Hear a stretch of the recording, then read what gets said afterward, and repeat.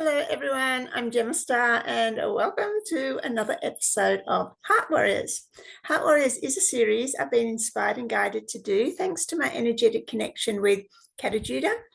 Kata Judah is the sacred masculine site in Central Australia, very close to Uluru, our sacred feminine site. What I'm here to do is to give a platform to our men so they can speak man to man with the men watching and share their journey into the heart, their healing journey, their highs, their lows, their rock bottom moment. How did they spiral on up? What tools, practices, insights, wisdom can they now share with other men walking this path? And of course, us women who are walking right there beside them. Today's guest is a man from America, and his name is Jonathan Grant Phillips, and he's also known as Johnny Angel. Now, Johnny is an author. He has a book called The Electric Jesus, which is about the healing journey of a contemporary Gnostic. And he's also a love coach and a men's coach. So really excited to be chatting to Johnny and finding out all about his journey into the heart. Enjoy. Hello, Jonathan. Welcome to Heart Warriors. And I know that you've been busy traveling up from Mexico, so I really appreciate your time, making time to come on the show. How have you been? How are the travels and where are you now? There's really very few initiations quite like the Mexican back roads, and it took such a patience and mastery of consciousness to do it. So I'm so glad I'm up in Austin now. I went to the wilds of the Yucatan with my wife. It was just so pleasurable and challenging, and it's kind of good to be back in the good old US of A after 6 months of what I would call an expedition with my family. Oh, sounds amazing. Let's find out a little bit about you, Jonathan. How would you describe yourself when you drop all your labels? Who's that man inside? That is the cruelest opening I've ever had on a podcast. I love it. Just describe yourself without, he's the author of this and he built this. Well, okay. The thing that first came to mind to me, Gemma, is I'm a skier at heart. I grew up at 8,500 feet in Colorado. And when I think of God, when I think of Tantra, when I think of ayahuasca, like the best of the best, the heaven on earth is, I hate to say this after all the yoga and everything else, but it's being on skis, or that feeling of being on skis on top of, giant powder on a double black diamond. And I hated skiing when I was growing up, and I was forced to do it until I was about 6 or 7. And then I realized, wait a second, there's no parents. I'm on a mountain by myself and I get to fly. So I think underneath my heart of hearts, I'm probably like a deep powder skier.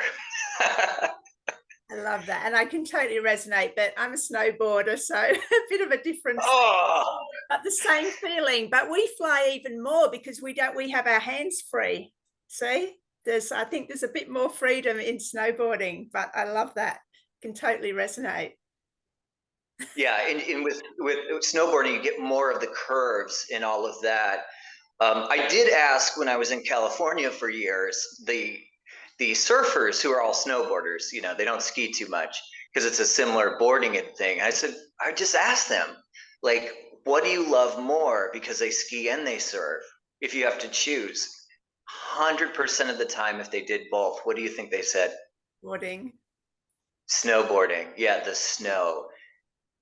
I mean, I lived in the Italian, we're getting right off track now, but I love the flow. I lived in the Italian Alps for over a decade. And the season one, I learned to ski. Second season, the boards just came in. They'd come over from Canada. Literally, I was the first woman there that put on a snowboard. And from that moment on, I never put skis on again.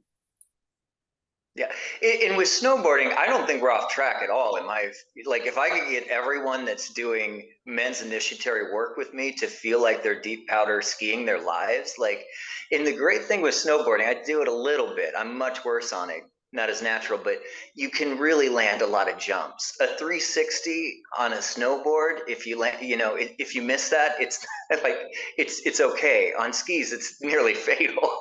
So, and I love Italy. I can't think of a better journey in some regards. If you ask me, would you rather be in Mayan territory doing ayahuasca with some wild shaman, or would you rather be in the or the Alps in Italy at some great place getting some powder? I know 10 out of 10 times what I'm doing, but I've done a lot of ayahuasca.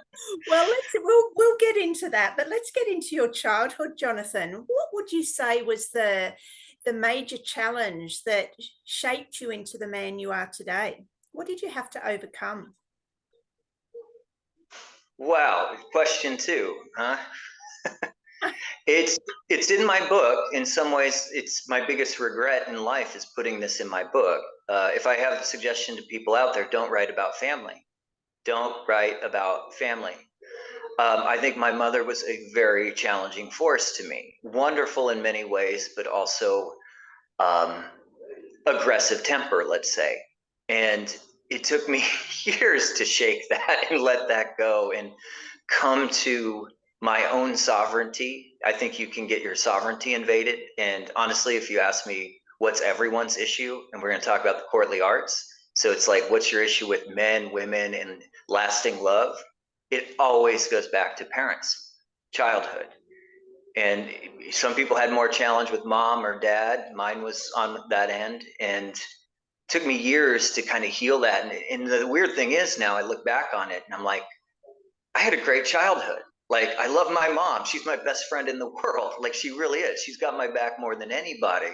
So I know a lot of these things are healed because I don't look at it like I did when I was like the tortured 8-year-old, afraid to go home and what might, you might do one thing that sets people off.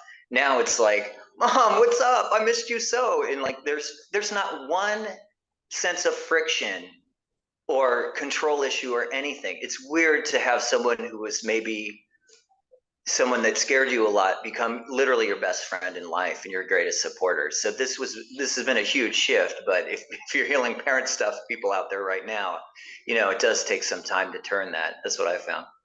Oh, this is great because you're the living example of doing the work. So let's look at that. How would you say that you went on that healing journey to, heal fear, to transmute fear of your mother into love? Right. I think I did a lot of modalities, bioenergetics, Reiki master, a lot of breath work, a lot of this. And I don't think it really did it. I think it was trying to do it, but it didn't hit it. I think just growing older and having forgiveness and realizing I really appreciate these people and I miss the old times and going through a process of like reconnecting in a fun way. I think finding your own sovereignty helps. Making your own way in the world, detaching from all of that to the point where you actually miss it, and then you come back into it and it becomes a lot easier. Though with mom, this was the key. And I teach this to all my clients that work on healing parents is I had to stop treating her like mom, label mom. They're just so big. It's so much to ask of someone. And I just started treating her as friend in my heart. And as soon as I made that change, and it's a huge energetic shift because they no longer have power over you. And you also have a lot of forgiveness because the same mistakes you make, they make kind of thing. But turning mom into friend, it's just wipe that slate clean pretty quick. It was a slow process. And then I figured that out. And I was like, oh, this is working now. That's fascinating. And, did you have to detach from the story of, your childhood and what happened? And, or did you said you forgave that, or did you come to maybe an awareness that it had a higher purpose? How did you make peace with your childhood? I think if you do what you said and you see a higher purpose, you can probably like short circuit all that other stuff. But that is kind of easier said than done. I would say it was a process of all of that. It's so, these are so deep. These are the energetic ruts and waves that have been implanted in you since you were very young. And so I think, one, seeing the higher purpose, and I also think becoming your own energetic sovereign being helps a lot. Now, I'm a person that believes deeply in God, because when you're just having this orgasmic God energy, Gnostics might call it Christ consciousness, come through you and fill you up. It's easier to feel, the Gnostics used to talk about being fulfilled. And when you have this divine fulfillment, if you will, you're feeling energetically powerful. It's really easy to forgive a lot. There is a detachment, but just forcing detachment, you still haven't done the mission, because you're detached, but you're like, that's still getting me, or I'm out of this. That creates its own type of neglect. Now, I think that can be an important boundary, but until you fill thyself up, and I think that's how one knows thyself, kind of you become your own father, then you're able to open your heart and forgive a lot of things. And I tell you, these answers feel a lot less loaded 10 years. I feel like I really forgave mom about 10 years ago. And now it's just all glory, glory, glory around that topic. But there's still stuff that comes up. That's why I have energy practices, especially with sun and natural physical things that can grow us, the flower of life within us, because there's always a clean job, right? There's always you don't just clean your house and it's done. You keep filling up, you keep improving, and you'll find these little things in there. But when they become little, I think you've overcome it. And it's kind of nice, because there are some things in my life I feel like I haven't fully hit the mark on. And to just reflect with you, Gemma, oh, that one is done. It just feels kind of good. So I really want to have a message for people out there. If you have family troubles, if that, it totally can be healed. And I think detaching and filling up with your own sovereignty, your energetic being, is the best medicine I could offer. Well, let's get into these energetics, because you brought it up a couple of times, and I know the title of your book is The Electric Jesus, correct? Yes. That's correct. Such a fascinating title. So let's get into these energetics. And you said, I think, heal and I'm sorry, I'm paraphrasing here, but fill yourself up with your own energetics. You spoke of the flower of life. Can we start this conversation? And how does one, if someone isn't aware of the energetics of the human body, can you please give us, take us on to a bit of a journey there, an explanation? Well, and this is in The Electric Jesus, I was a political guy. I was like a radical liberal, fighting against an illegal war in 2004 when Bush got elected. And when he got reelected, it just broke me. I was like, oh, and I had to realize there were solutions deeper than politics. And it actually was kind of a beautiful gift for me to have that devastation, because I had to give up this political thing, this very literal, attached thing, and go deeper into myself. And on my 30th birthday, I have a friend, she sees energy fields. She's very, I guess you'd say, energetically powerful. And I took some MDMA with her. This was back when it wasn't laced with all the funky stuff I don't trust. So it was really pure. We had a great time. Bass Nectar was playing, this great DJ, connected with community, that electric collective feeling. And my heart just kind of opened up, and poof, it was just the lights turned on. And I started seeing energy fields around people and things, and started whoa, this is new. This is not politics. This is not Republican and Democrat. And I noticed all the religious systems across the planet were showing the same thing. People with sparkly auras around them, energy fields. I prefer energy field over aura, being a kind of Gnostic scientist and stuff, and having lived in California too long. But, I studied the chakras and the 7 energy systems, and thinking we're kind of like rainbows with different colors of light in it, and such and that. And so, I really I went through religious systems and studied that, and especially iconic painting and art. I think when we study spirituality, we don't pay attention enough to the artists, the maestros of this, who they're just not seeing it or meditating, they're creating with it this extreme beauty. And then also with the scientific, the subtle energy bodies, chakras, nadis, that whole thing, Ida and Pingala. And the electric Jesus very much studies these symbols, the serpent and the dove, and the seeing kind of an energetic mystery that we can all bring out. And it's also genetic and the whole thing. But yeah, and then I studied bioenergetics in an intense 2-year training to understand it from more of a medical perspective.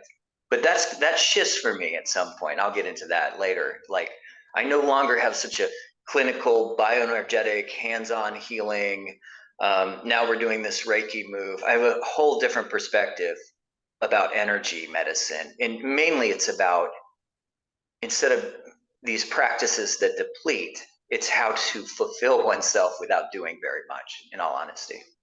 Yeah, this is fascinating. And, it's a topic that I think we're introduced to along our healing journey, as you were and I was. And, it's a really important part because, as you said, I mean, it's one thing to see energy on others, but to start feeling our own energetic fields. And when we are fulfilled or when we are depleted is a huge navigation tool for our healing journey, right? What fulfills us, what depletes us, and coming into that awareness. Have you got anything else to say around that? Well, what you're saying makes me think of, like, it's so simple, but you don't hear this in medicine, like how you feel. How you feel is like absolutely crucial to what energy you're vibing with. And it's so easy to get pulled into the things. Oh, the World Economic Forum said this, my boss said this, oh, this, and you get pulled out versus coming in. It's just like, am I feeling good? Am I not? And I think a huge evolution for me was getting into both my masculine and feminine energy, so I could actually really feel the world, feel myself, and use that as the radar to understand how my life is actually going. And it's not like I'm done with that. Every day I work on feeling a little bit more majestic, if you will. Yeah, I love this. And we'll definitely get into masculine and feminine energies as we progress on the show. But I'd like to look at your adult life now. What would you say was your rock bottom moment? Because then I'm interested to hear how you started spiraling up from that. Oh God, my rock. Okay, so beyond the political disillusion, whew, this is almost too much. We're early on in the show here, but why not? Um, I was on a plant medicine and went to the bathroom and heard voices. And I thought this was meant, like, kind of in the Daime, the Santo Daime, this plant medicine kind of Christian ceremonies have a lot of study on like energy and energetic attachment and beings. People who are more oriented in like heaven and hell might say like possession issues. But I heard these voices and things that had been attached to me or part of me for years. I was like, I have to deal with this. I have to deal with this. And honestly, I think I took the wrong path. I tried to solve it through a lot of ayahuasca, plant medicine, and these things. And I think it made me more spin out even more. I also got a lot of skills of like mediumship. You literally will have guides come in and do all this incredible work. And you're like, why are my hands working like a Tai Chi master? Holy cow. Why are they shooting light out of my hands? But it wasn't the right approach. And so it made me way more mental and spin out psychologically, I would say. It feels like we're talking a lot about man's initiation here. So fortunately or unfortunately, I've got a lot of experience here, but I'd say for 2 years, I just went way too far down the rabbit hole. And it got to such a state, I was in panic attacks for like 10, 12 hours a day, just feeling energies, hearing things, all of this kind of thing. Yeah, this is great because a lot of the men I've interviewed have spoken of plant medicine. So you said you had a full 2-year immersion there, but it was maybe too much. So what would you recommend to people who are in the plant medicine journey? Like, how much is too much? And I also had one man that suggested that it was a form of spiritual bypassing because you're accessing realms like ninth dimensional frequency, but you hadn't earned the right to access those. So let's get into this subject. What are your thoughts around all that? Oh my gosh, there's so much good stuff there. Let's unpack it a little bit at a time. You haven't earned your ninth dimensional, whatever. You're a divine freaking being. Like, if you can handle it, you can freaking handle it. Like, if you're receptive and you can hold that space and you love it, go for it. I mean, I think of Joe Rogan. Like, the guy's a kickboxing or MMA guy. Like, and I just feel like, but he's also kind of a fortress. I don't think he's as sensitive as I am. And I think he could do as much DMT, ayahuasca, everything, and he'll be fine. He's got that. So it's really meant on the psychonaut, the navigator of consciousness, to decide what is right for them or what's not. And I think there's a lot of goody two-shoeness, a lot of, we can't do this without this, we can't do this without that, and I'm a skier. I know that if you go out of bounds in the wild territory, if you're a badass skier who takes the protections and stuff, you'll probably be okay. I also have friends that have died that way.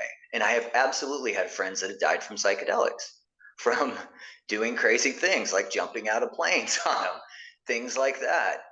But as far as I think a lot of men are getting a lot from it. But to me, it's like, outside of some nice cannabis and using it as a medicine for many, many different things, like using it as it's like more like surfing. You can do a lot on it. For me, there's a faulty premise in, I'm going to do plant medicine, it's going to heal me, because it doesn't fill you necessarily. It doesn't power you up. It doesn't fill in the gaps energetically, and I'm sure we'll get there. So I think people are using it to solve everything, and I just don't think it does. I mean, I'll give perfect examples. I have friends that said they've written books on how ayahuasca healed their depression, and then they got totally depressed again. Literally, people how it healed their cancer, and then they got it back. So it's not a fix everything kind of thing that I think it's being told to be. And in fact, for me, what it was is it was a lot of exertion, a lot of like warriorship that wasn't the right approach. Like, when you're going to the wrong doctor to fix things, it's not that the doctor's bad. That doctor's good. Like the ayahuasca doctor, the DMT doctor, very good for opening up my vision. Not very good for healing my back problems. Not very good for filling out the energetics that needed to fill out. In talking, just kind of close this up with, skip to the punch here of like, healing a lot of these mental things. It wasn't about attachment necessarily, or this or that, or possession, or entities. People are entity crazy. I really see it about being a garden. And when your garden hasn't been cleaned out and it hasn't been growing very well, or you didn't even know you had a garden, you can think it's all, oh, well, it's the rat, it's the snake in the garden, it's the bug that's eating things. But when you really tend your garden well and you grow it well with the right energetics, right approach, it just flourishes, and you clean it up and it goes well. And it's not about an attachment or this specific thing or that. And boy, did I do a lot for specific things around that it didn't work out, from like exorcist guys to this entity detachment person. And I had no idea. I just had to clean and grow my garden. And once I made that revelation, a lot of changes happened. Yeah, I love that with the garden. It always brings it back to self, right? You can't just rely on different tools. We have to do the inner work and then use them wisely. So what would you say to men who are thinking, wow, I'm getting so many mixed messages around plant medicine, I'm willing to open and explore it? Can you speak directly to those men, how they can start, and what advice would you give them? Yeah, well, also, like, I want to talk about where I didn't get mixed messages. The Santo Daime. The Santo Daime is like an ayahuasca church, but it's not ayahuasca, it's Daime. It's Christian based, it's a mystery school, and they just hold this really pure space. And they hold it with love. They can be a little rigid here and there, but it was such a beautiful, well-held warriorship, holy light space without judgment. You could be, so it's a great healing for like Christian people too, who have had Christian wounds. They very often puke out their Catholic issues and stuff because you can be who you are. It's just about the holy light. The men are on one side, the women are the other, and they funnel in what they call, like Star Wars fashion, the Force. And you'll just be sitting there. You have to sit up, and the Force will come through you, and beautiful guides will come through you, and they'll start doing these healings and stuff. And it was beautiful. And I did this for 3 or 4 years until one day after a 3-day retreat. It was so intense and beautiful. Heaven came in, so many healings, 12 hours a day, Daime style. They do them long. After the 3rd day, I just sat there and I said, this is taking too long. It's too much energy. It's too much. It's too much. It's too much. There's got to be an easier way. So I think to men, what I'd like to do is talk about an easier way. Okay, go for it. Okay. This came to me when my wife and I, we were in Topanga, California, and I moved from the East Coast to the West, and I had finally quit the Daime after years. And I just kind of was realizing I was not getting I want results. I think the masculine, we're like a spear. You want results, right? And I was just like, this healing stuff from bioenergetics to plant medicines to yoga, even meditation, it wasn't giving me what I had expected. I wasn't getting there fast enough or full enough. And I had to sit with myself. I remember this day I was in a hot tub, just like, what is wrong? Even like workouts, P90X workouts and stuff. I'm like, what is wrong? And I just like, this isn't working. This isn't working. This is like a little bit. And then I thought, there's one thing that is, and it's none of these. And every day I was laying for 20 minutes and just getting sun. And this to me was the beginning of a lot of archetypal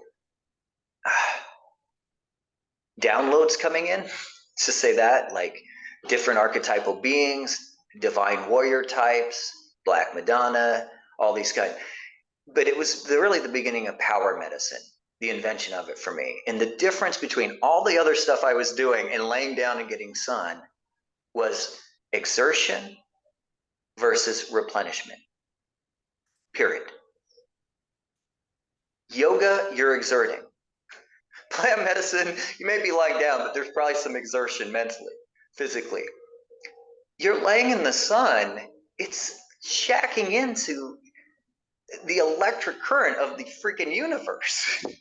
And when you get really open, and I had to get a lot of, the ironic thing about this is the most powerful medicine, masculine medicine I have is the laziest and takes the most feminine.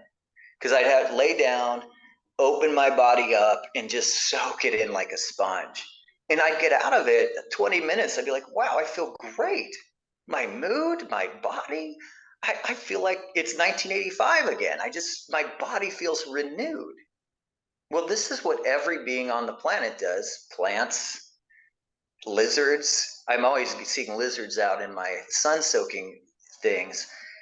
But we humans kind of forget it, and we do Reiki inside, and we do this, but we don't hook up to 98. I think it's actually like 98 or 99% of the mass of the solar system, the sun.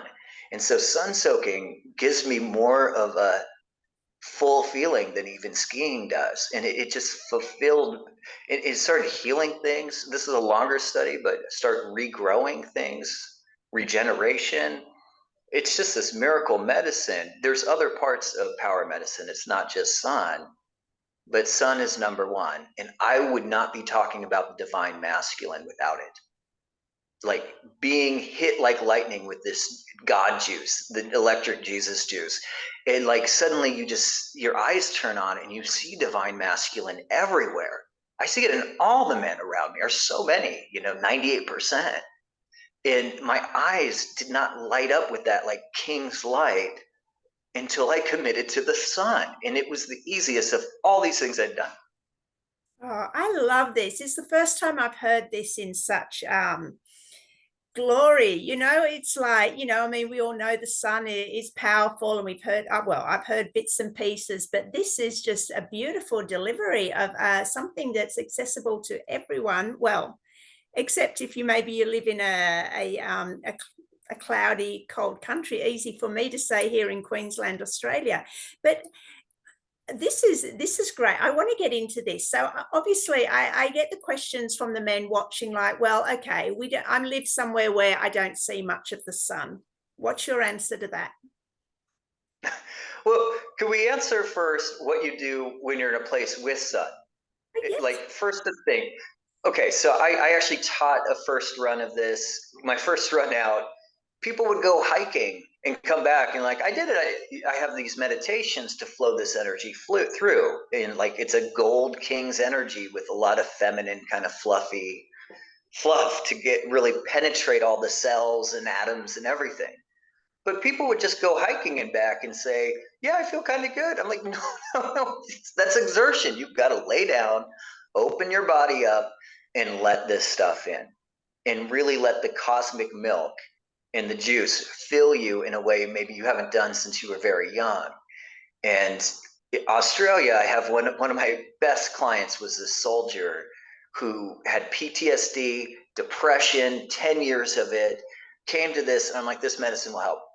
It's a mood enhancer. It picks your testosterone, but it heals this PTSD stuff. And it makes you feel both sweet and kind of sexy. It just has that. It's like the natural thing of this medicine. And within 3 months, he had like knocked the PTSD and depression totally out. He's now like this Vision Quest warrior, taking CEOs and soldiers on Vision Quest, and he's left depression behind. How many people on this planet leave depression behind? We have all these weird big pharma chemicals to solve a problem that doesn't solve, and yet this natural abundant. I'm starting realizing, talking to you, Gemma, wow, this is really abundant and free, you know. And I really think it activates like what I would say the king's codes within people. So when you get good sun, it could happen. Now your question is, what do you do when there's no sun around? Well, panic.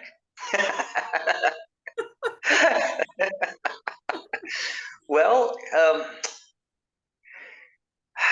I used to hate the cloudy days and being in cloudy places when I was really jacking myself up on this stuff. But you can build a reserve.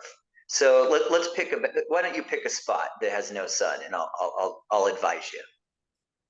London. That's real. I was hoping you picked Vancouver at least. London, wow. I lived in England for a year, and come about April, I went to my best friend. I said, when is it going to get sunny? And he goes, May, late, maybe June. And I was like, okay, so what do you do if you're in London? You got to take trips in the winter, I think.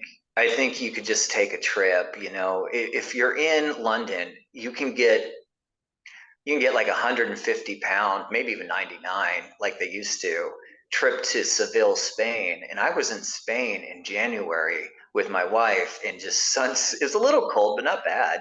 And I was sun soaking on top of this beautiful rooftop Airbnb at a very good price, listening to you too, while like Spain has a great star to it. So, you know, you could go for like a 7 to 10 day trip. You know, everyone's in Zoom culture now, or this huge portion. So it really does let you like sun soak travel, and you get drenched with this stuff. You build it up, and then you go back and you're feeling good, probably for 3 months if you really do it right. Um, but you got to drench in it. You got to get like juicy and soaked. It's not just like sunbathing, although sunbathing can really get you there. And also, you know, there's the other opposite, which is, what do you do if you're in Australia? Um, you know, this isn't as dangerous as surfing. It's not as dangerous as climbing Everest. And I think it maybe has a better energy payoff than going up Everest. But there is inherent danger. Like, I think melanoma is the one thing I'd say, watch out, beware, buyer beware. use all precautions. And you can do that very simply by having, I find I put coconut oil on and it'll prevent burning pretty well, or olive oil's even a little more preventative. Sunscreen, do 10 minutes on one side and flip over. But being very careful with that, not to burn, not to get skin tags. No, no, no, no, no. You know, it's not like, I think the energy payoff's so huge, it's worth it. And now they're finding out, doctors are saying, we've been telling you not to get sun. We were wrong.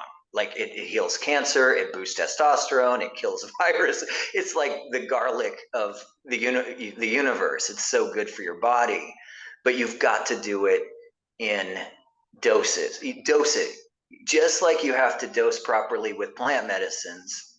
You got to dose right and know yourself. And I say start slow and build in. Don't go do the big thing.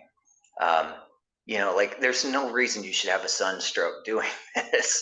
Like I've never had those kind of problems, but I know people that do. So, you know, sun soaking, it's kind of like a sport, it's an art, and it's a healing modality. Okay, so I mean, obviously in Australia we're very aware of the sun. So, and especially now it's in summer, it would doing it like for 20 minutes at 7 o'clock in the morning, which for us would be, you know, very bearable and warm, give the same effect as doing it at midday? Like, can you avoid getting, because the thing is, we don't want to get burnt, as you said. Now, I'm personally, I'm anti-sunscreen. I think there's something in that, you know, probably is worse than actually getting sunburn. So, but you did suggest using sunscreen. So before we wrap this subject up, I just want to clarify that around people getting burnt from the sun, and you're saying use sunscreen. And also that question of, you know, we know that morning sun and evening sun is very bearable compared to midday sun. Are we getting the same effect if we do it at those, you know, earlier and later times? Okay, I think these are, first of all, you sound like a sun soaker. These are great questions to be asking. They are the questions. As far as sunscreen, I'm not saying do it. I'm saying you can. I'm hoping there are on the market healthy, non-toxic sunscreens out there. I'm hoping, and I'm sure you could probably self-create one. For me, I wasn't using sunscreen, and I wasn't using, and I also didn't want to burn, so I started using olive oil very effectively. You can also just cover yourself. It doesn't have to hit the skin. There's a whole energy. Like I do this all the time. If I want to just like, I've been a little down, I've been a little, I'll just cover myself and go out there for a long time because you're not going to burn and your energy field is still getting hit. And you breathe this light deeply and as far back into your energy mass, your biomass as you can, and then you breathe it back out. You suck in the milk of the universe like a baby and you bring it out, but your whole energy field can get hit. You know, it's much bigger than we are without your skin ever feeling it. So, you know, you can use sunscreen if it's safe. You can use alternatives like olive oil, but I say do that very carefully, implement it. Don't go, you know, James Bond in there. And this thing that you're talking about is such a delicacy almost. Is it more impact at daylight, midday, than it is in the morning? I really learned this firsthand when I would go sun soak in different sacred places. And we've literally, my wife and I, we've traveled to like the Parthenon and I've sun soaked there, and like temples in Israel and stuff like that. But I think my biggest lesson was I'd always get this like Joshua Tree desert like blast. And when I was in like Ojai on some hills, some beautiful hills with trees, I noticed how high the grass was and how the sun was hitting it perfect, almost like an aspen or alpine kind of thing. And I thought, wow, not all light is equal. It's so varied. It's like if I could give a message here to the men and women, mostly here, it's like sun. It's like a fine wine. What do you feel like? You feel like a nice Merlot, or do you want a Chardonnay? Now I get it. Everyone's healthy these days. So do you want this elixir? You know, do you want your gin or your ginger elixir, or do you want your cacao? And you can find these different settings and places. I found the jungle is much more moist, if you get sun. And I think this is really about juicing up the body and getting kind of moist in it, if you will, loosening things. So the Yucatan, even though it was kind of wintry, was a perfect place for this. As for you, totally recommend daytime mornings. But if you're a hardcore goer, you don't look that tan. But if you're a hardcore goer, go in the midday, go out for 5 or 10 minutes, flip over. I'd say go out for 5, and you might just get drenched. I do highly recommend finding the oils that work with you, because it's about getting kind of swarthy. And I think we as men, we get very dried up, very rigid. And that's kind of our nature. That's one of our good qualities. But when men get a little more oiled up, they start turning into like Grecian gods. I know my wife, I love it when she's like, did you start taking Hansen pills? And she'll be like, you look like an Adonis. I don't know if I look like that tonight, but it's one of these effects is men start feeling and looking gorgeous. And it's not something we really teach in the healing. And yet, if I'm going to heal men, I've got to teach them to feel gorgeous. Like that frequency has healed and liberated more men in their confidence levels than anything else. And maybe I'll just close with that. The sun really builds your confidence without you having to do much. You just are who you are, a star being. Yeah. And look, I could go on. I've still got more questions around that, but we better move on, as you said. We better. That's a lot on the sun. Yeah. Okay, so I think you called that a power. What did you say? A power. This Power medicine. Yes. power medicine. Power. You said it wasn't the only one. So what else have we got? Well, you have sun. What would be an element after sun? Water. Water. Good. That's a little lower. Food. That's where everyone goes is food, right? Oh, what do you eat? Oh, are you keto? Are you this or that? What's great about power medicine is it starts with sun. You've got like 4 levels of elements before you even get to food. So there's so much high level nourishment that you get to indulge in that can really heal you before you get to that point. So the next one would be oxygen. Oxygen. So when you're out there in the sun, you can actually do deep, deep breath work, oxygenate. Like you can get in really ecstatic, fluffy states of consciousness by breathing through your heart deeply. So I always say with power medicine, don't think about breathing like breath work or sips. Think about it in liters. Like you're breathing in liters a day to really oxygenate everything. It should be a feeling of flying, and sun and oxygen really help with that. I'm very passionate about gear. As a guy, I love the gear, right?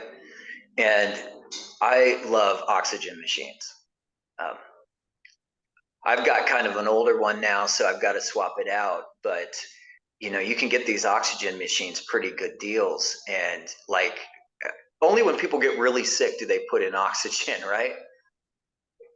Or they're at high altitude levels. I would love to see, like, I want to, how they have oxygen bars? I want oxygen gyms. And I do that. I huff the oxygen and work out and huff the oxygen and work out. Your muscles feel bigger. You're feeling good. And then my wife will literally come and be like, what are you doing?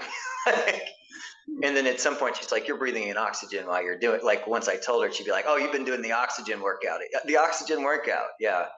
So oxygen is next, and like sun, it's totally freaking free. And usually you can get good oxygen. We were driving up through Mexico, just huffing and puffing, polluted areas. Oxygen's so I'd have to close the windows up and that. But being in a place with good oxygen, I'm not saying go out in New York City on a high pollution day, no. But getting out, like I love your backdrop. That would be a perfect oxygenated sun-soaking spot right there. And those two work like feminine, the oxygen, and the sun. And it has this kind of, I think, alchemical, like it's got this fusion reactor kind of extra element. Whereas if you're just doing sun, you don't create the same type of fire. And this is great. I mean, you'd like to think that these power medicines were readily available for everyone from the divine, and as you say, the sun and the oxygen, in a traditional sense, are always there. But okay, so what about if people live in London? Let's use London, but it could be New York, could be Sydney, could be any major city that's polluted, and they're like, oh, well, I mean, it's obviously not the best quality oxygen out there. You did say oxygen machines or oxygen bars. Would you really, is it so powerful that you would recommend that people who do live in cities access something like that? Oh yeah, yeah, yeah.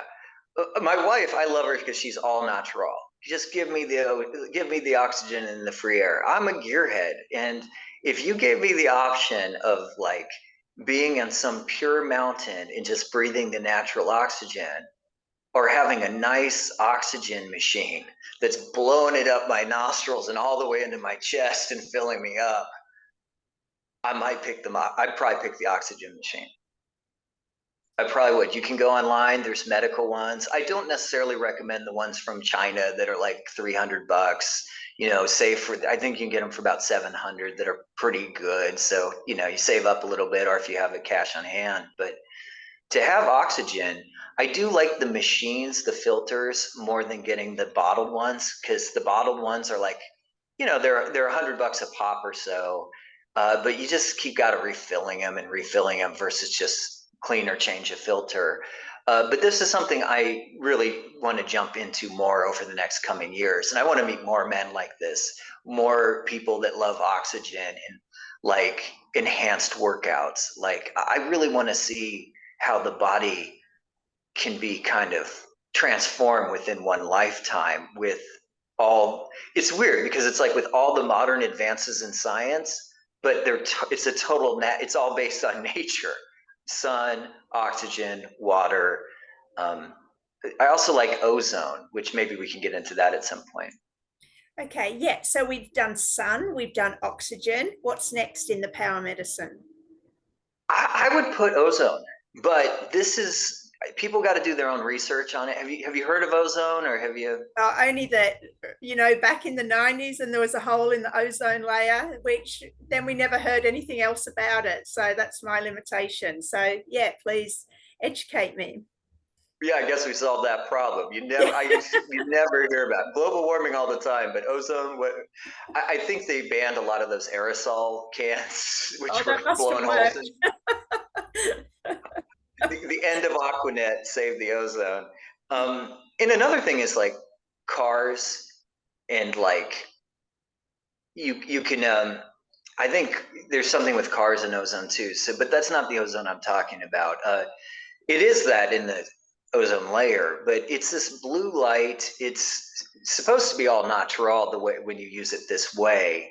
Naturopaths recommend it a lot. My doctor recommended it. And I know a lot of people who are like total health nuts that won't eat, they'll never eat a McDonald's burger, or and they use ozone. And they use ozone as like one of their primary things. I think it has 3 oxygen molecules. There'll be people who know this better than me. I just kind of do the medicine recommended sometimes. I've done some research, but it's supposed to be very good to cut out cancer. There's been studies that it can actually very good for like sexual disease stuff, like HPV. It supposedly can just wipe it out, even HIV, things like that. But I find it a very fulfilling, lightning medicine. It's the X factor for me in power medicine. So I think it's something people could research. It's a machine. You used to have to put a needle in, so I wasn't that into it, but I tried it a few times with various practitioners. But now they have like it's basically you don't need a needle anymore. People can look up how to do that. And for me, that's number 3, but that's kind of the weird X factor of these. I wish I could tell you more. I'm not an ozone expert. I plan on interviewing a couple ozone people down the road so I can really ask those pressing questions that the internet doesn't seem to be answering for me. Is it something we can access for free? No. Like sun and oxygen. Okay, all right. So let's No. move on. What's the next one? So, anyone's interested, I think you can get ozones for about $1,000, and you can look on. There's a great website. I think it's Promo Life. I'm not associated with them. Next to the free one, well, we have sun, we have oxygen, we have the non-free one of the ozone that people can check out or not.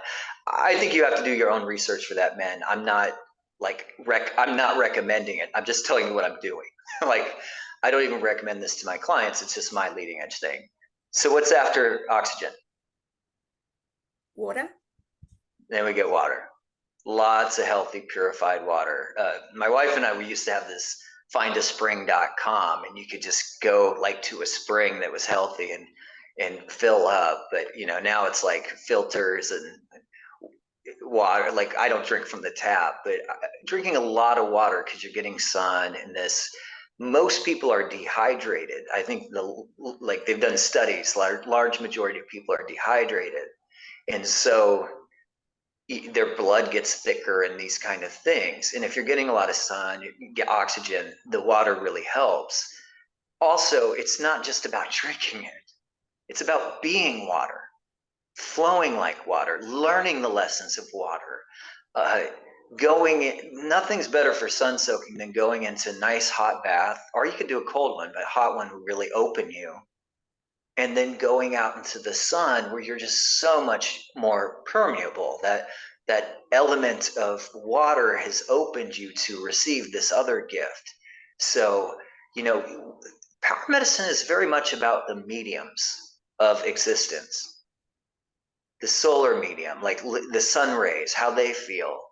Oxygen, how it feels. Water, how that feels, because you are those things. Oh, my light seems to have gone out. Do you want me to pause?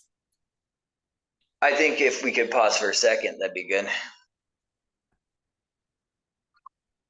So we're up to water, and I just know that was a huge part of my journey too, because at one point, gosh, maybe 10, 12 years ago, probably back 2012, I actually stopped drinking tap water and started ordering in spring water from one of our local underwater sources. And I just really believe our body is, 75, 80% water. I mean, we want that to be as pure as possible. So all these electrical interactions and currents can work without blockages, right? It really is a vital step in the healing journey to purify the water that we're drinking. Would you agree?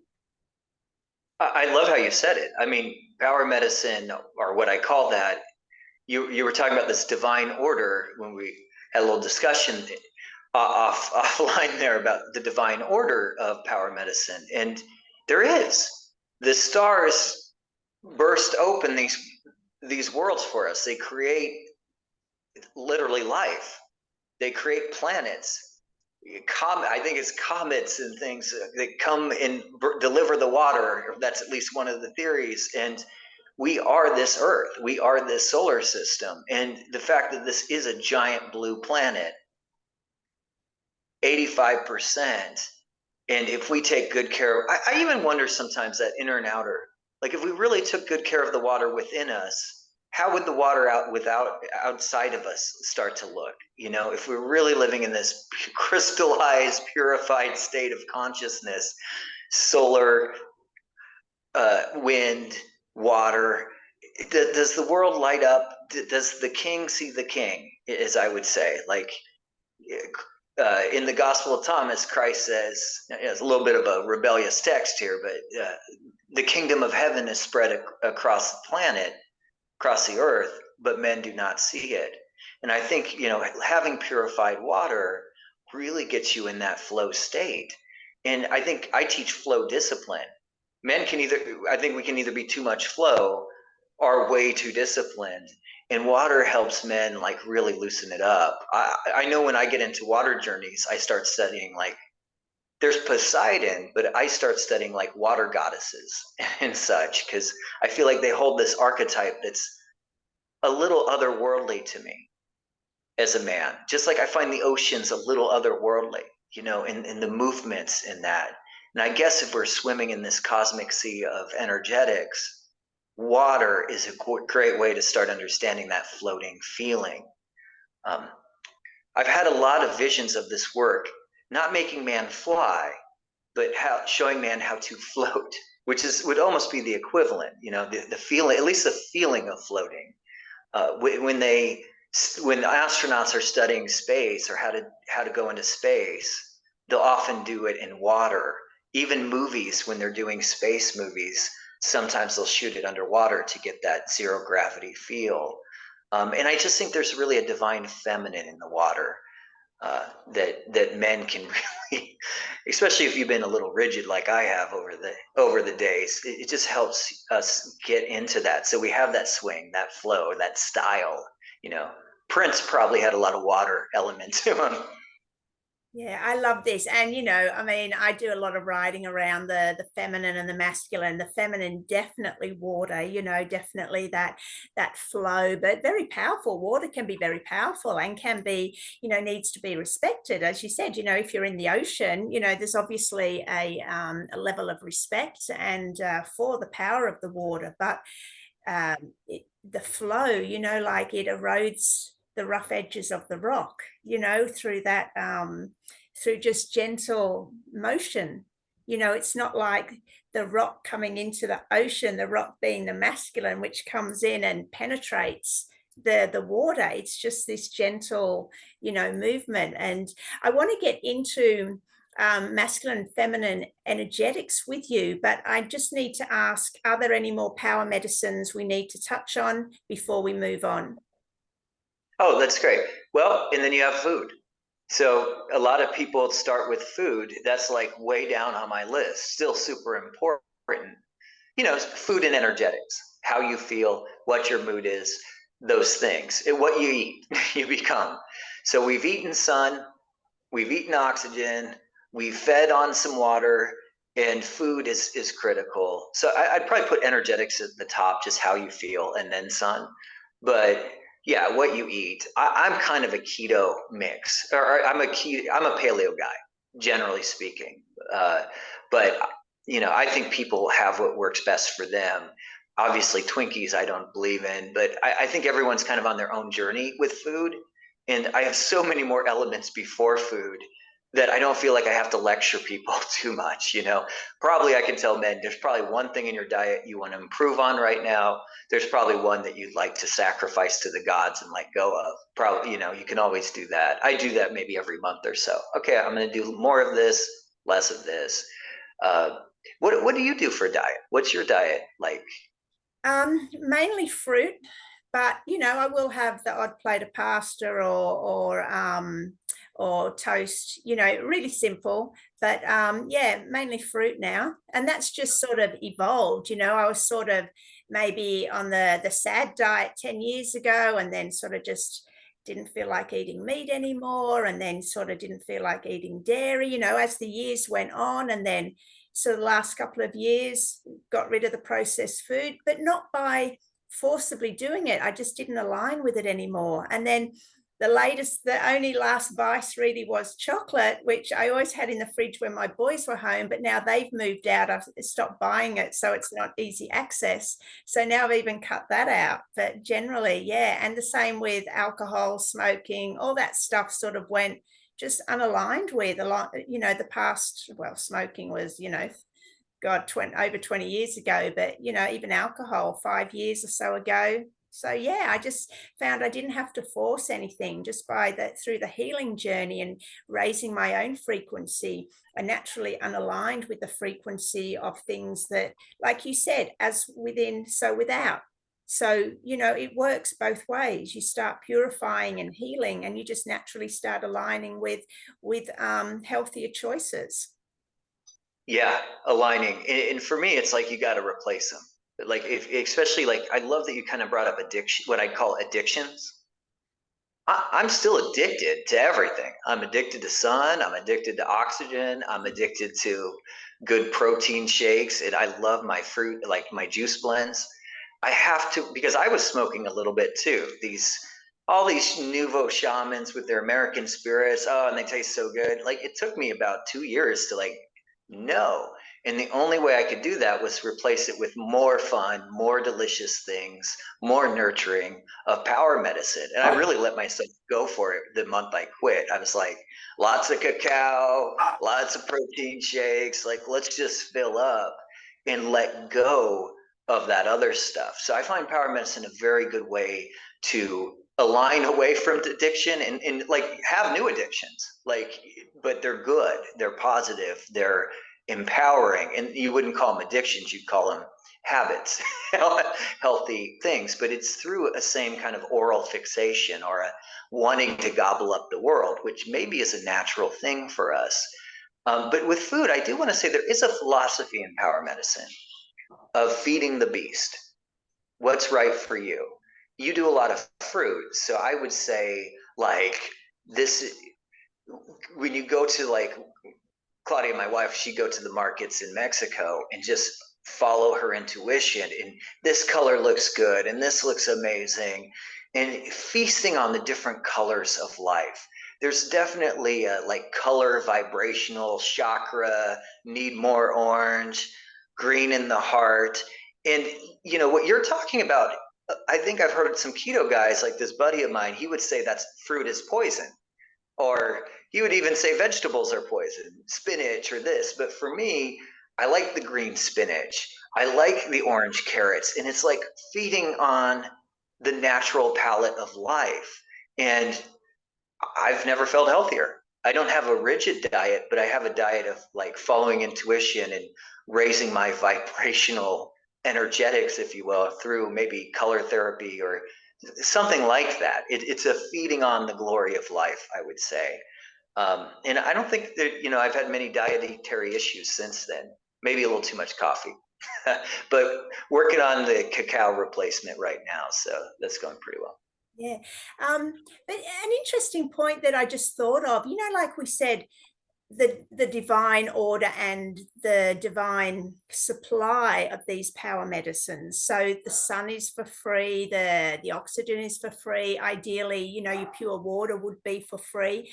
And fruit is, I mean, you know, generally you imagine, you know, living, you know, I don't know, in paradise, but you know, without the influence of corporations, there would be fruit trees which would be for free. We don't have to necessarily plant or harvest or prepare the ground like we would for, you know, maybe some vegetables. So, you know, fruit in an ideal world would be there just hanging off the trees like it is in many tropical countries.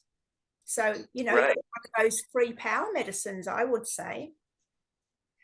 But one of these awful things about these corporations is if you don't live in these tropical places, you can still get an avocado or a pineapple or bananas. So I personally like farmers markets and more local trade, but sometimes I'll, in a pinch, do the organic of those things just because it does bring abundance, but maybe you got to pay for it. It could be a little bit like the ozone. Not all of these are free all the time. And you know, you're making me realize there's an availability issue. Australia, you have no issue with sun. Without modern conveniences, you might have an issue with water. Where London, no problem with water, they have it with sun. People in cities might have an oxygen issue. You know, you could always just breathe inside, by the way. But these things are, generally speaking, naturally abundant. But I think with power medicine, you're kind of following the forecast of the world a little bit. Like with sun, I'll literally look, like big wave skiers, they always look when the big storm is going to hit, right? So there's an element of recon for these power payoffs, these energetic payoffs. Like, oh, the sun's going to be out on Wednesday, not so great on Tuesday. Okay, I'll plan some time then. Oh, and I think you could do it with food. Oh, this farmer's market really kicks ass. This other one is kind of subpar. Oxygen. Oh, it's really great when I go out in the city and I go on this place, you know. So you can kind of cast how you soak these things in and be a little bit disciplined and flexible once again.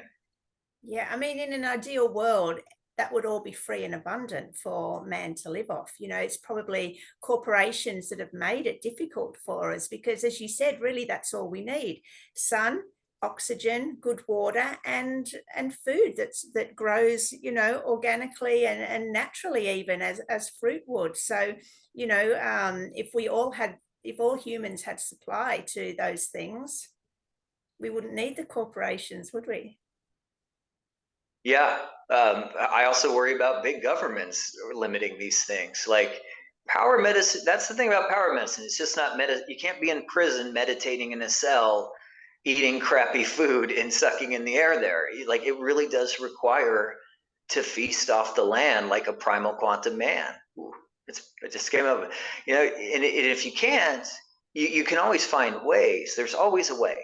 There's always a way. If you're in a place without sun, there's a way. If there's a place without the foods you want, there's a way. But, you know, it is dependent on like almost being like a cosmic baby and nourishing yourself so you can grow into what I would say is a more mature, activated, enlightened, happy, and sweet man. And it's all about all this energy payload building up is about increasing capacity. The capacity of the being to bring more divine light, love, masculinity, sovereignty to the world. In a sense, bring your gifts. And there's a weird side effect that I actually think is the point of this, which is it's about unleashing your genius, filling yourself up so you're just like fully armed to bring your love and light and extreme treasures and gifts to the world. I think men are great to focus on in this because we're not always so receptive. We're not always focusing on like nourishing ourselves. And that's what's required, I think, to really be in a kind of self-regulated state so you truly are powerful. This is a great conversation, Jonathan. Let's get into more about men and masculinity now. So what would you say is, well, in your maybe personal and professional opinion, what are our men struggling with the most at the moment?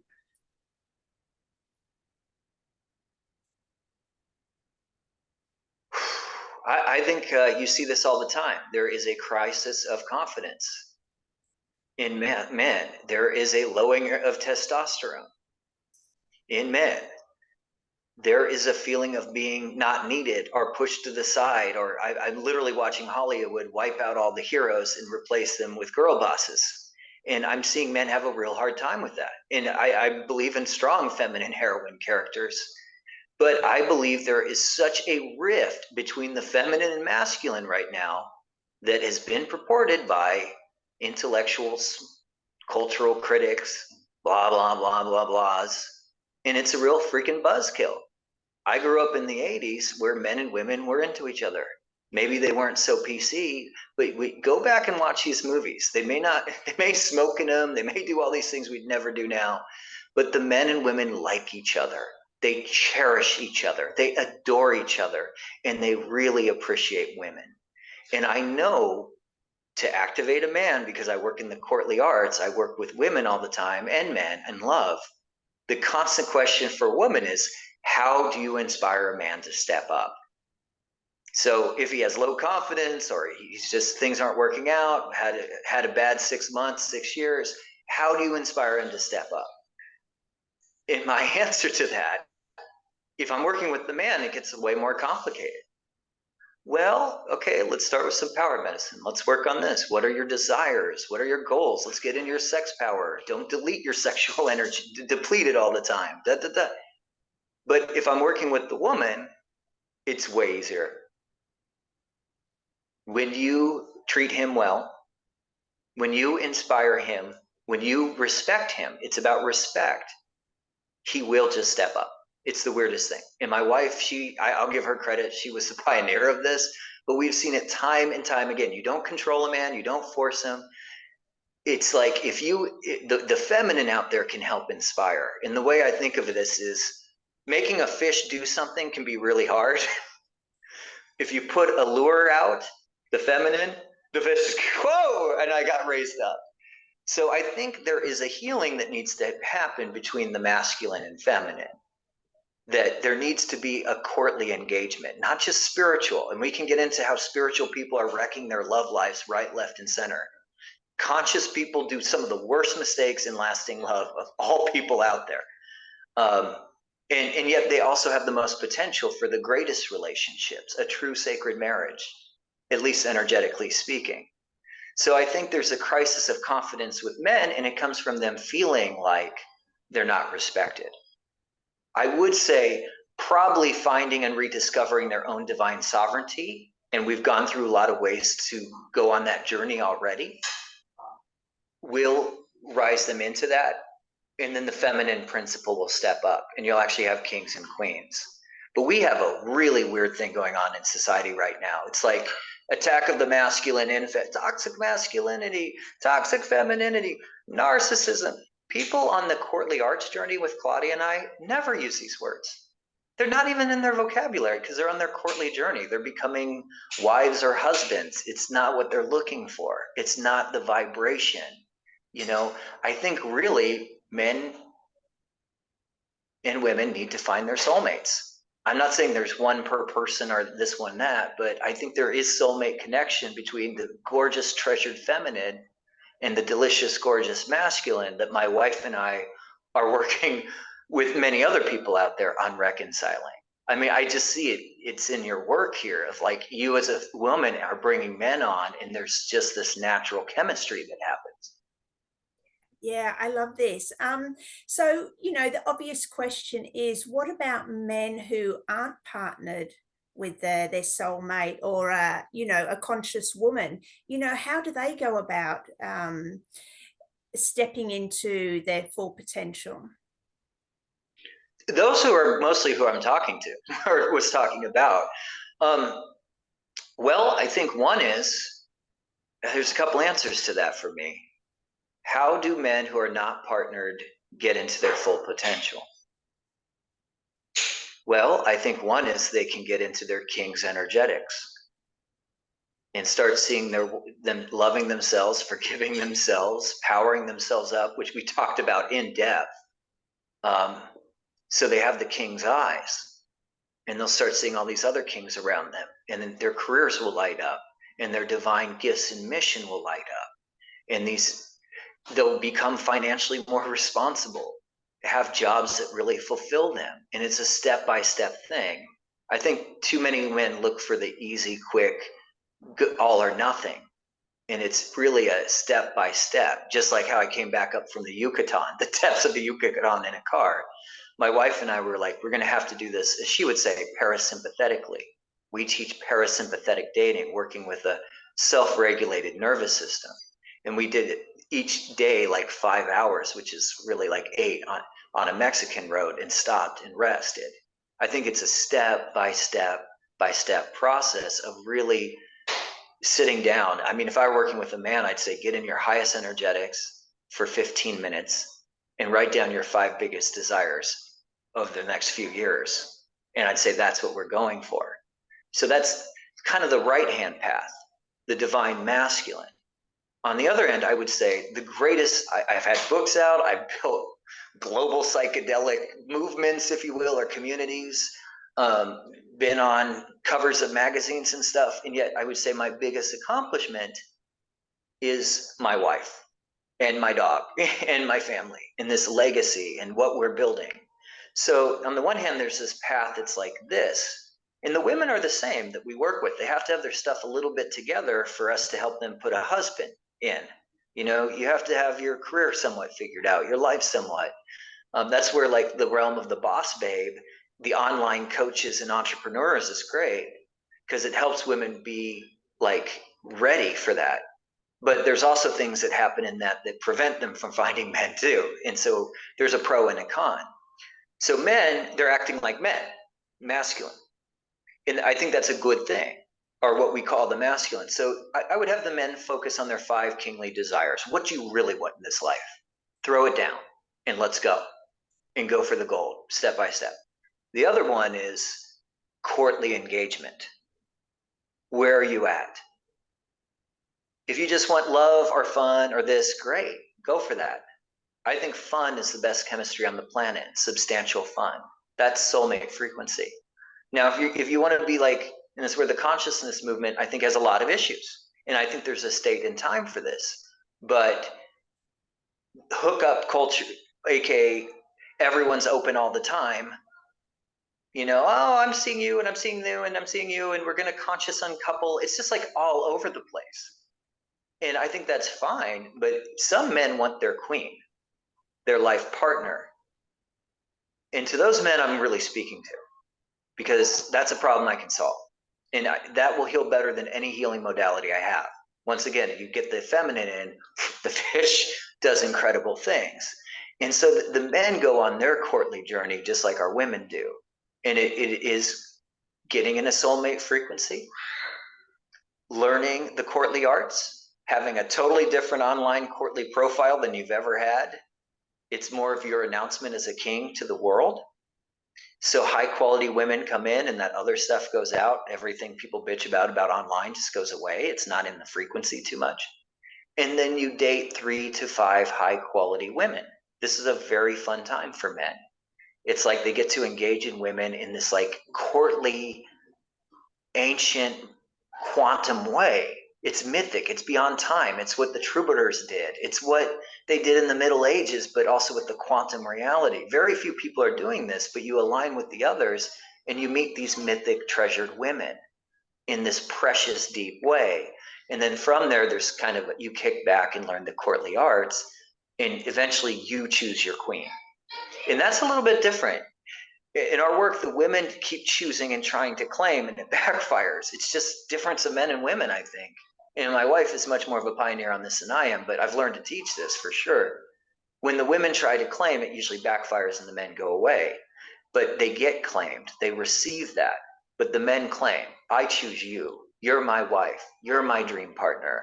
We may not be perfect, but we're a divine romance. And you create that legacy. When men and women come together like this, their energies become royal. I've seen it. Like the masculine king energy, it's like a royal robe. The togas of luminous light that they used to talk about back, robes of luminous light in the ancient myths. Women too, and that shared energy is huge. It compounds. It's a compound effect, and you almost can't even see the worlds you can create together. But men and women are in such conflict, generally speaking, in the world today that it's a total relearning. And some of it's quantum, and some of it's like, oh no, we forgot how to be men and women. Like some of it's actually very old. But that would be my advice to men: is go on your desire journey, fill yourself up with King's energy and power medicine, go on your desire journey and get a coach or helper to that. I help men with that. Or go on your courtly arts journey. But my suggestion for every man in initiation, and this took me years and a beautiful wife to teach me this, approach it all as courtly arts, a courtly engagement. For the longest time, I was trying to spiritually access God, meditate to God. And that gets people places, but it didn't get me as far as courting God and letting God court me, courting life. When you eat your delicious fruit, you're courting it, and like God meeting God in a courtly connection. And so that's been revelatory, not just for my work that I do, but just for my life in general. And that's kind of where my initiation, I almost want to say where the initiation ends and begins, a courtly approach. I've never heard that in my daime, in my ayahuasca, in my yoga. Like nowhere have I heard a courtly approach except in love. And if God is love and the universe is love, which I think we all at least would like to believe and sometimes feel, a courtly approach will bring that out way quicker than all the other bioenergetics, for instance. This is so good, Jonathan. You're bringing out concepts and subjects that quite unique. And I mean, you're number 50, I don't know, I think 7 or something, I'll have to check, of the Heart Warrior series, and these are things that maybe have been expressed in a different way, but I do love your mode of expression, so thank you. We've got can't remember what time we started now. We've probably got about half an hour left. What else needs to be brought into this conversation that I haven't touched on? Why don't we talk about heartwarming? Since that's, your heart warriors, like a heart warrior. Yeah. So part of the tantric work I teach, it's men empowerment. And I have a name for it that's core, C*CK, power. Hopefully that's YouTube friendly and everything else, but core masculine power, but it's a tantric power. And this power medicine is meant to fill you up, get you and get everything ignited and lit. Like we're plants, the spinal column, the energetic. So it's almost like a sexual kind of like, right? And what I've seen in visions is we build this power as men, because that's the work I do, to shoot it up the spine to somewhat, or regulate it or whatever. And I've always seen, when I've seen this medicine around the tantric portion, the sensual part, is the image of a dandelion, where it goes up, it reaches out of the grass, it poofs, and it poofs. And I think that's like strong men who are also gentlemen. And we want to be powerful and kind of rigid and hold the boundaries. But I believe we're going through a collective heart. And the thing I kind of think is missed in spiritual circles when they talk about heart opening is they forget the power that pushes and penetrates and pops that heart open. So the medicine we've been talking about for quite a while here, it's literally about seeing the body as like a flower of life, if you will. And if you consider a dandelion a flower here, and the heart, I think, is full of secrets when it gets filled with this energy. And myself, I'm seeing it. It's like my wings are expanding. I'm getting sweeter. While you can have super edge and masculinity, and I could work on a lot more sweetness and edge, but it's coming in, and that's it's coming. Like it feels like that, like avalanches of orgasmic energy coming in through the heart as I build this, as a daime would say, appareo, this apparatus. And so this idea of kind of like penetrating and popping the heart into a heartgasm, like rebirth, if you will, where you feel young again, you feel inspired, but you feel like a kid, when you had the baby cheeks and everything, but you have the knowledge of the divine warrior, the divine masculine. That's what I see as kind of maybe what you want to even say the end or the awakening of this work. And I would call it nothing more than like pure magic. It's physics, but it's like quantum physics is magic in a way. So I'm seeing this in the men I'm working with and myself. And I just think it's this glorious thing of men being very upright, but also so sweet and open. I think of my dad. He's like the sweetest guy in the world. He's so gentle. And I probably learned a lot from him and me helping women find partners who are really great, like my dad. But he didn't have that like zip, like I'm going to make this dream come true, zoop. And it's a fusion of both of those. Interesting, isn't it, that the dandelion has been considered a weed, at least in modern times, instead of a flower, right? Yeah, perspective. I would say you could swap out the word dandelion and put in the masculine or even men. I really feel like at the moment they're kind of seen as weeds. I just have to go on the New York Times, the great lady herself, the great newspaper of what was once been, and it's just guarantee I'd find an article about toxic masculinity within a week, and there is that. I'm not saying there's not. In fact, men are here to be protectors of their partners and their kingdom. Like we were in Mexico, and there were definitely times where it was about protecting my wife. It's in some ways way more beautiful, I'd say, than the US, but it's got more edge.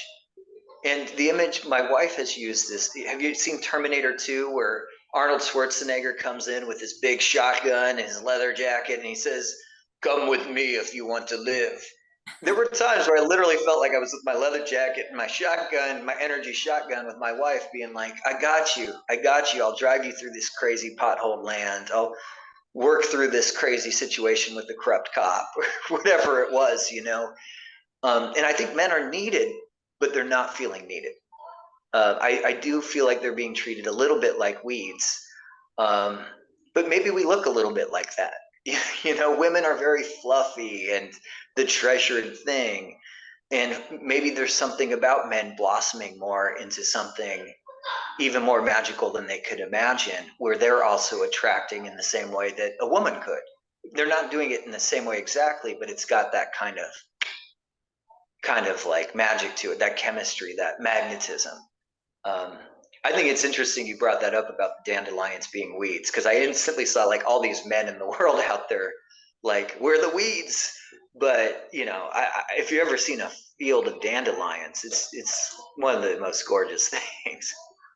Exactly. And also represents the sun, right? You know, the dandelion. But you brought up something about men feeling as if they're not needed. And I know a lot of women watch this show.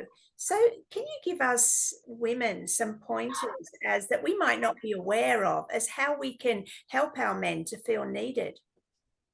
Wow, that's great. That's a great question. And I really honor, like, I see this a lot too. Women, sometimes women will even listen more to my men's work than the men do because they're so fascinated. And I think they're really, the goddess awakening is so powerful.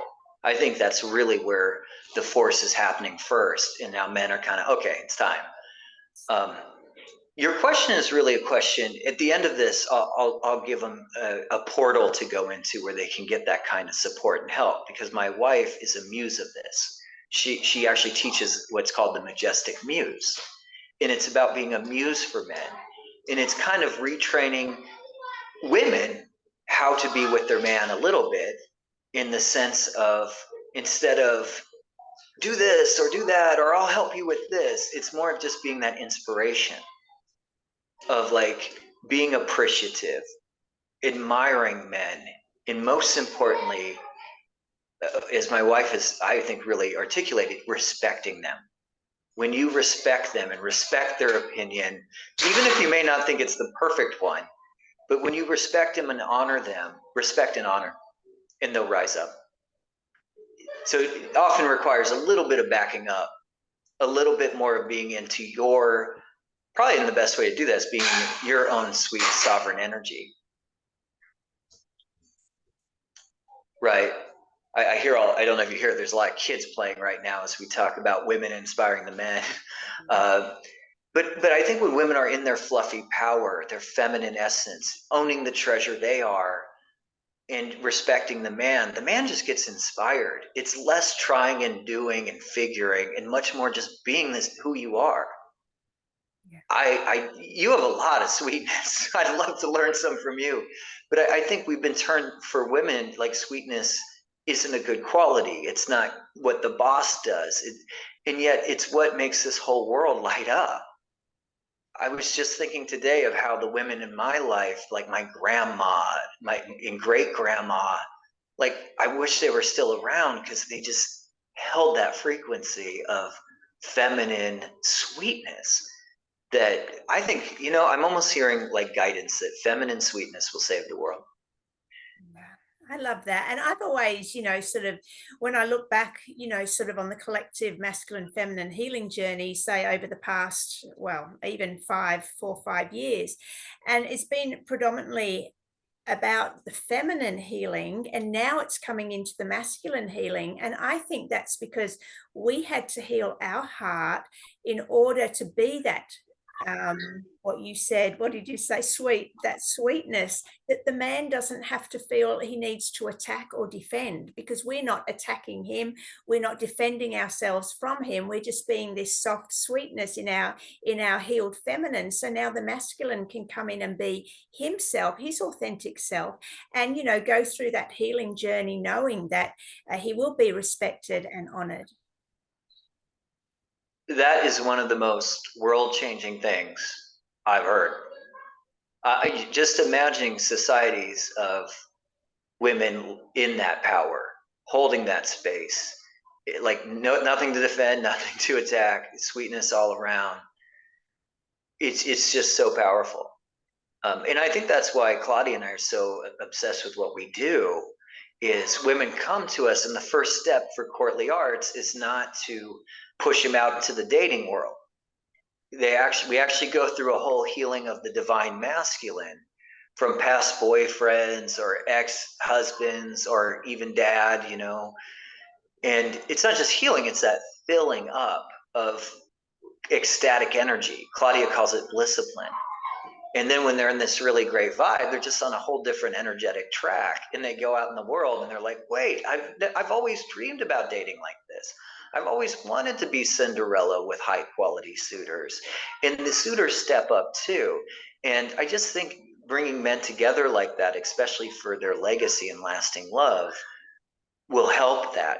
Because there's one thing when you have a whole nation or society of women like this, and it's even more powerful when they're like that with their significant other. And I'm mostly talking about heterosexual relationships because that's what I work with. And that's a huge portion of the population, so there's a huge potential to heal with that. But I just love what you're saying about women almost standing firm in their sweetness, yet their power, and honoring men. It can be a hard thing too, because I feel like when you mention men, often the first thing that comes up is the woundings that have happened. But that's one of the problems with spirituality and consciousness. People get together. I've seen this so many times. Great couples get together and they just burn through the relationship so quick. They may know meditation, may know how to slow down their breathing, and yet they're talking about their wounds and their past and their process work instead of going on a divine date and seeing if they vibe and enjoy stuff. Almost better to do that work yourself and then come in for a really great date. And I think that's the work Claudia and I do, is we support that, and then we say, okay, go out in the world of men, versus go into the world of men with that, because it'll blow up almost every time. Not to say there isn't a time to share your, like, how you felt or what happened, but it's not on date 1 through 5. Definitely, you don't want your partner to be a therapist, right? Bingo. And that's or your healer, or whatever your astral progression healer person. There's so many modalities now. You don't want them to be any of those. In the work we're doing, you're seeing if that suitor, you're almost practicing like wife or queen. Like, is this person vibe with me or not?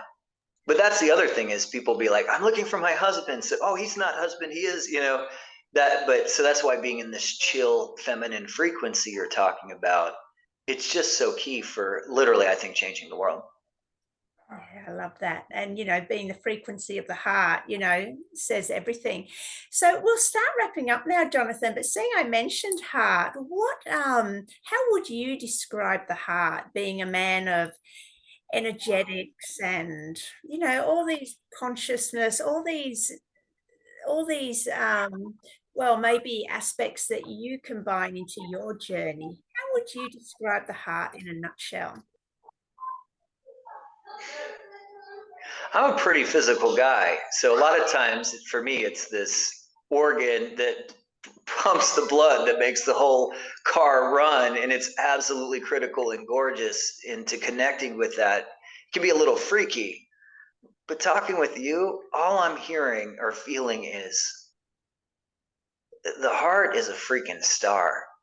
It's like this star within you that you can just ride. And it's what your soul rides in this body. And it connects you to yourself and God and the angels and all the beautiful beings around you.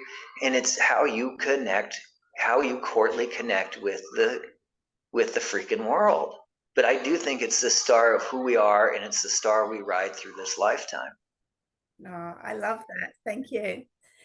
Jonathan, we could talk so much longer. We might have to get you back for an episode of Man Speak in the months to come so we can continue this conversation. But we'll wrap up now. So 2 things, please. First, let people know where they can find you. And then I'll ask you to deliver a final message for men. Final message. Okay. Well, man, if you'd like to find me, probably a great place right now is just Jonathan Grant Phillips on Facebook. Kind of getting back in the men's work and sharing it. So, website to be coming with my wife, Jonathan Grant Phillips on Facebook. You can just send me a friend request if you're interested in either courtly arts work, finding your partner, or if you're interested in like power medicine and making some of your desires come true. Also, I recommend anyone out there that's into initiation to check out the Electric Jesus from Random House. It's on Amazon. And ladies, if you're looking for love, my wife, Claudia Wheeler Phillips, she's on Facebook too. She has a great program called the Majestic Muse if you're in a relationship. And if you're looking for love, like your partner, you can reach out to her there. Oh, sounds amazing. I might have to look her up as well. All right. What's your final message to men, Jonathan?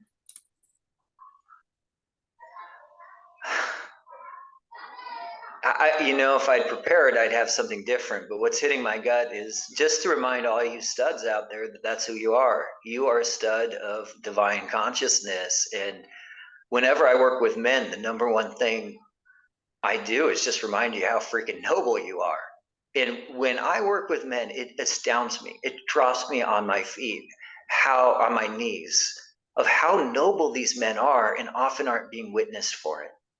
So I would just say, throughout your life, you can even take I'm seeing like a little ledger of all the awesome, noble things you do within a day, whether they get acknowledged or not. That's so good. I love that. I love that. That's so powerful. Well, I've absolutely loved this conversation, Jonathan. It's you brought in so many new aspects and just subjects that I totally love talking about too. And I've learned a lot. So I really want to thank you from my heart to yours. And thank you everyone else for watching. And I'll be back tomorrow with another episode of Heart Warriors All Men Speak. If you could like, share, and subscribe, and I'll put Jonathan's Facebook link and his book link down below in the description. Thank you, Gemma, and everyone, thank you. And Gemma, you are a true delight. I can't wait to share this with my community. Oh, awesome. So thank you. And we'll see you next time. Bye.